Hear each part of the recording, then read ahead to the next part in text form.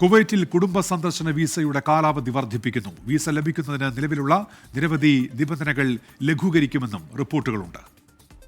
കുവൈറ്റിൽ കുടുംബ സന്ദർശന വിസയുടെ കാലാവധി ചുരുങ്ങിയത് 3 മാസമായി ഉയർത്താൻ സാധ്യത. കൂടാതെ 6 മാസം മുതൽ 1 വർഷം വരെ വിസ കാലാവധി ദീർഘിപ്പിക്കാനും സാധ്യമാകുന്ന തരത്തിലാണ് പുതിയ നിയമം നിലവിൽ വരിക.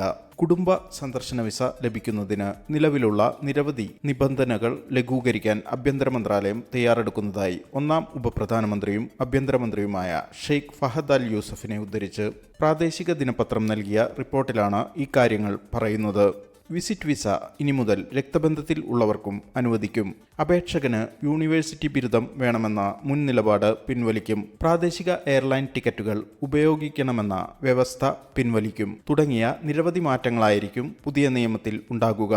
രാജ്യത്തെ ടൂറിസം രംഗത്തെ വികസനത്തിനും കൂടാതെ മേഖലയിലെ പ്രധാന വാണിജ്യ കേന്ദ്രമായി വികസിപ്പിക്കുന്നതിനും ഈ തീരുമാനം സഹായകമാകുമെന്നും പ്രതീക്ഷിക്കുന്നതായി ആഭ്യന്തരമന്ത്രി പറഞ്ഞു. വിസ ഫീസ് സംബന്ധിച്ച തീരുമാനങ്ങളും വരും ദിവസങ്ങളിൽ വരുന്നതോടെ കുടുംബ സന്ദർശക വിസ സംബന്ധിച്ച ചിത്രം കൂടുതൽ വ്യക്തമാവും. ജലിൻ തൃപ്രയാർ, 24 കുവൈറ്റ്.